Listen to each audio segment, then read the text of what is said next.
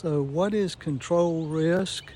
Well, it's when a company or a government or a nonprofit creates their controls, but they don't work, or maybe they're not in use.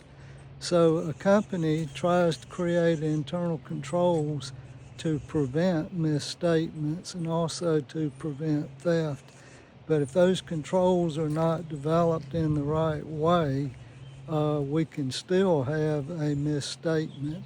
So when you're doing your audits, you do walkthroughs in relation to the controls to see whether or not they've been designed and implemented correctly. If they haven't, then you've got a control weakness, and that's going to affect what types of responses or audit procedures you're going to perform. So look at your controls. Say like in accounts payable, you're going to look at who signs the checks, who can set up the vendors, who reconciles the bank statements, who enters those transactions. And as you look at these controls, you're trying to make sure you got proper segregation of duties and that at the end of the day, they keep misstatements from occurring. Now, as you do your risk assessment, if you see that your controls are not working, then your control risk is going to be high. The only way you can bring control risk down below high is if you have properly designed and functional controls. And then even then, you've got to test those controls to make sure they're really working throughout the year.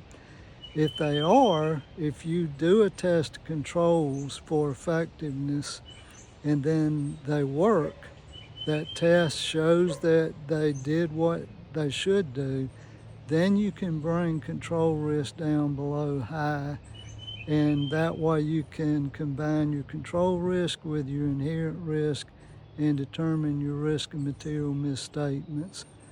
So a control risk is a risk that there's either not a proper control in place or that they have a control and it doesn't work right. It's not designed right.